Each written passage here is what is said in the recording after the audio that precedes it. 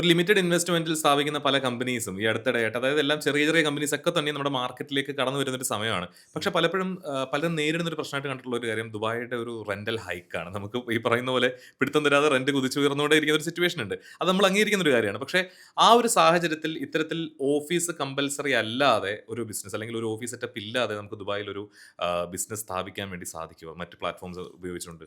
തീർച്ചയായും സാധിക്കും. പക്ഷേ അത് ഈ നേരത്തെ പറഞ്ഞ പോലെ എല്ലാ ബിസിനസ് ആക്ടിവിറ്റിക്കും പറ്റില്ല. പറ്റില്ല. അതായത് ഈ എക്സ്റ്റേണൽ അപ്രൂവൽസ് ഉള്ള നാട്ടിൽ പറയുന്നത് സെക്ടറൽ അപ്രൂവൽ എന്നൊക്കെ പറയും. ഉം. അങ്ങനെയുള്ള ലൈസൻസിന് പറ്റില്ല. ഇപ്പോൾ ഒരു ജനറൽ ട്രേഡിംഗ് തുടങ്ങാം, ടെക്നിക്കൽ സർവീസസ് തുടങ്ങാം. ഉം.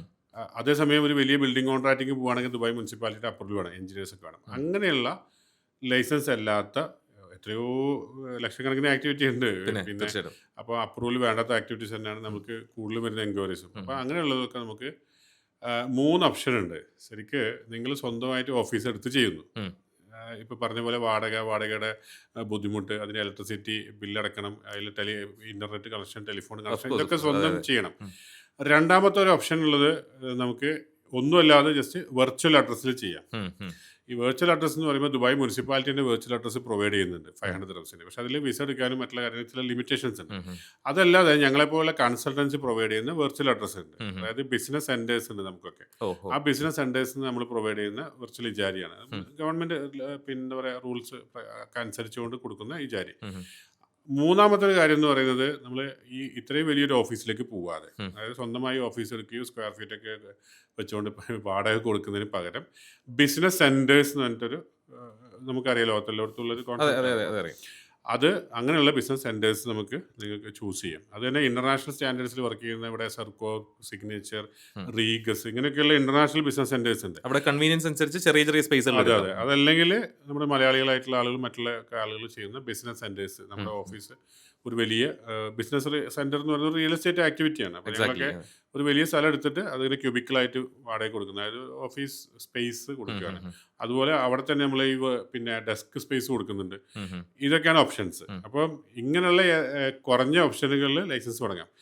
ഏറ്റവും കൂടുതൽ ഞങ്ങൾക്ക് വരുന്നത് വെർച്വൽ അഡ്രസ്സിൽ തുടങ്ങിയിട്ട് പിന്നെ അടുത്ത വർഷം ഓഫീസ് എടുക്കുന്ന ഓപ്ഷനിലേക്ക് പോകുന്നത്. ശരി. അതുകൊണ്ടുള്ള ഒരു ഉപകാരം എന്ന് പറയുന്നത് നമ്മൾ തുടക്ക സമയത്ത് കോസ്റ്റ് കുറഞ്ഞിട്ട് അവരുടെ ട്രേഡ് ലൈസൻസ് അവർക്ക് കംപ്ലീറ്റ് ചെയ്യാം, അവരുടെ ബാങ്ക് അക്കൗണ്ട് ഈ വെർച്വൽ അഡ്രസ്സ് വെച്ചുകൊണ്ട് കംപ്ലീറ്റ് ചെയ്യാം, അവർക്ക് വേണ്ട ഇൻവെസ്റ്റർ വിസ കംപ്ലീറ്റ് ചെയ്യാം, എംപ്ലോയ്മെൻറ്റ് വിസ കംപ്ലീറ്റ് ചെയ്യാം. അപ്പോൾ അത്തരം എല്ലാ കാര്യങ്ങളും കഴിഞ്ഞ് ആ സമയത്ത് കമ്പനിയുടെ വെബ്സൈറ്റ് ഇങ്ങനെ എല്ലാ കാര്യങ്ങളും കഴിഞ്ഞതിന് ശേഷം അത്രയും സമയം നമുക്ക് വാടകയിൽ നിന്ന് സേവ് ചെയ്തു സേവ് ചെയ്യാൻ അല്ലേ? വേണ്ടി പറ്റും. അല്ലെങ്കിൽ ആദ്യത്തെ ദിവസം തന്നെ നമ്മൾ സാധാരണ നാടൻ ഭാഷ പോലെ മീറ്റർ ചാലുവോ അതെ, അതെ, അതെ. അത് കഴിഞ്ഞിട്ട് ഒരു 6 മാസമോ അല്ലെങ്കിൽ ഒരു വർഷം കഴിഞ്ഞിട്ട് അവർക്ക് ലൈസൻസ് മറ്റേ എന്താ പറയുക പുതുക്കുന്ന സമയത്തോ അല്ലെങ്കിൽ മുമ്പോ ആ സമയത്ത് ഒരു ഓഫീസ് മൂവ് ചെയ്യാൻ പറ്റുന്ന ഒരു സിറ്റുവേഷനാണ്. നമ്മൾ തന്നെ വേണമെങ്കിൽ ആ ഓഫീസ് കണ്ടെത്തി കൊടുക്കാനുള്ള സൗകര്യങ്ങൾ ചെയ്യും. സൗകര്യങ്ങളുണ്ട്. അല്ല അതുപോലെ തന്നെ ഈ പേഴ്സണലായിട്ട് ചില സ്കിൽസ് അക്വയർ ചെയ്തിട്ട് അതായത് ഇപ്പോൾ ഡിജിറ്റൽ മാർക്കറ്റിംഗ് പോലുള്ള സ്കിൽസ് ആവട്ടെ, ഈവൻ ഇൻക്ലൂഡിംഗ് ബ്യൂട്ടീഷ്യൻ ഉൾപ്പെടെയുള്ള കാര്യങ്ങളാവട്ടെ, ഇതൊക്കെ പഠിച്ചെടുത്തിട്ട് ഇനിഷ്യലി അതിലൊരു ചെറിയ സ്റ്റാർട്ടപ്പ് പോലെ ബഡ്ഡിംഗ്ലി തുടങ്ങി വരുന്ന ആളുകളുണ്ട്.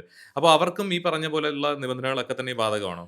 നിബന്ധനകൾ ബാധകമാണ്. പ്രത്യേകിച്ച് ഈ ബ്യൂട്ടീഷ്യൻ എന്നൊക്കെ പറയാൻ നേരത്തെ ഇവിടെ ജെൻ സലൂൺ ആയാലും ലേഡീസ് സലൂൺ ആയാലും അതായത് ബ്യൂട്ടി സെൻറ്റേഴ്സ് ദുബായ് മുനിസിപ്പാലിറ്റിയുടെ കൃത്യമായ മാനദണ്ഡങ്ങൾ പാലിക്കുന്നതായിരിക്കണം. ഹൈജീനിക് കണ്ടീഷൻസ് പാലിക്കണം. അതുപോലെ തന്നെ അവർ പറയുന്ന സ്ക്വയർ ഫീറ്റ് വേണം, വെള്ളത്തിൻ്റെ ഫെസിലിറ്റി വേണം. ഇതെല്ലാം പാലിച്ചെങ്കിൽ മാത്രമേ ഒരു സലൂൺ കൊടുക്കുള്ളൂ. കൃത്യമായിട്ട് അതിന് ഇൻസ്പെക്ഷൻസും ഉള്ളതാണ്. ഞാൻ പണ്ടൊരു വീഡിയോയിൽ ഈ ഫുഡ് വീട്ടിലിരുന്ന് ആളുകൾ വിൽക്കരുതെന്ന് പറഞ്ഞ പോലെ തന്നെ സംഭവം അത് ചെയ്യരുത്. അത് അങ്ങനെയൊക്കെ ചെയ്യുമ്പോൾ എന്തെങ്കിലും അപകടം സംഭവിച്ചാൽ ഒരു ഹെന്ന കൊടുത്തിട്ട് കൈ പൊള്ളിപ്പോയാൽ പോലും പിന്നെ അത് ക്രിമിനൽ കേസ് ആവും. കാരണം ലൈസൻസ് ഇല്ലാത്ത ഒരാൾ ചെയ്തു എന്നുള്ളൊരു പ്രശ്നം വരും. എക്സാക്ട്ലി. അതേസമയം ഒരു ഇപ്പോൾ സലൂണൊക്കെ തുടങ്ങാനൊരു ബുദ്ധിമുട്ടിൻ്റെ ഒരു അവസ്ഥ ഉണ്ടെങ്കിൽ ഏതെങ്കിലും സലൂണിന് ടൈപ്പ് ചെയ്തിട്ട് ഒരു വിസ എടുത്തിട്ടെങ്കിലും ചെയ്യാം. അവരോട് ടൈപ്പ് ചെയ്തിട്ട് ചെയ്യണം. അതായത് സലൂണുമായി ചേർന്നുകൊണ്ട് ചെയ്യാന്നുള്ളതാണ് അതിൻ്റെ ഉള്ള സൊല്യൂഷൻ എന്ന് പറഞ്ഞത്. പിന്നീട് സ്വന്തമായിട്ട് സലൂണിലേക്ക് പോവാം. പക്ഷേ ലീഗലിൽ ഒരു ഒരു ബൈൻഡ് ഇല്ലാതെ അത്തരം കാര്യങ്ങൾ ചെയ്യരുത്. ഇനി ഡിജിറ്റൽ മാർക്കറ്റിങ്ങിൻ്റെ കേസായാലും ഒരു ട്രേഡ് ലൈസൻസ് ഇല്ലാതെ വീട്ടിലിരുന്ന് ചെയ്യുന്നതിനെ ഗവൺമെൻറ് അംഗീകരിക്കുന്നില്ല.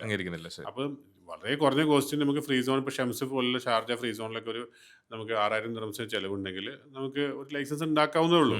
കാരണം അങ്ങനെ ഉണ്ടാക്കിയെങ്കിൽ ഇവർക്ക് ഈ ക്ലയൻറ്റിനെ സമീപിക്കുമ്പോൾ ക്ലയൻറ്റിൻ്റെ പിന്നെ ഇൻവോയ്സ് ചെയ്യാൻ പറ്റുള്ളൂ, ടാക്സ് ഇൻവോയ്സ് ചെയ്യാൻ പറ്റുള്ളൂ.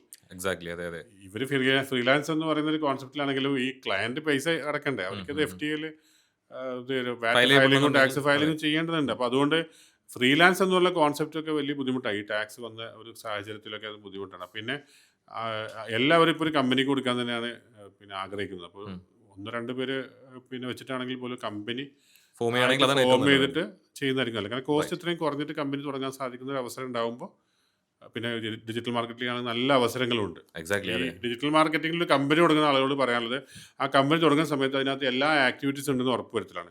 ബ്രാൻഡിങ്ങുമായി ബന്ധപ്പെട്ട ആക്ടിവിറ്റി, SEOയുമായി ബന്ധപ്പെട്ട ആക്ടിവിറ്റി, അതായത് ആഡ്വേർഡ്സ് ചെയ്യുന്നതിനുമായി ബന്ധപ്പെട്ട ആക്ടിവിറ്റി, അതുപോലെ അവർ പിന്നെ വെബ്സൈറ്റ് വെബ് ഡെവലപ്മെന്റ് ആക്ടിവിറ്റി ഉണ്ട്. അങ്ങനെ തുടങ്ങി ഡിജിറ്റൽ മാർക്കറ്റിംഗുമായി ബന്ധപ്പെട്ട് ഡിജിറ്റൽ മാർക്കറ്റിംഗ് ഒരു കടലാണ്. സത്യം അപ്പം സത്യം. ഇല്ല മീഡിയ പ്രൊഡക്ഷൻ അതെ അതെ, ഉൾപ്പെടെയുള്ള കാരണം അതിന്റെ അതിനകത്ത് ഭാഗമായിട്ട് കോണ്ടന്റ്, കണ്ടിട്ടുണ്ട്. വീഡിയോ കോണ്ടന്റ് എടുക്കുന്നത്, ഇന്റർനെറ്റ് കോണ്ടന്റ് പ്രൊവൈഡർ എന്ന് പറഞ്ഞിട്ട് തന്നെ ദുബായിൽ ആക്ടിവിറ്റി ഉണ്ട്. ആക്ടിവിറ്റി ആ, വരുന്നുണ്ട്. അത്രയുണ്ട്. അപ്പോൾ എല്ലാ ആക്ടിവിറ്റീസും ഉൾപ്പെടുത്തിക്കൊണ്ട് ലൈസൻസ് എടുക്കുക എന്നുള്ളതാണ് എനിക്കുള്ള പറയാൻ. ശ്രദ്ധിക്കേണ്ട കാര്യം.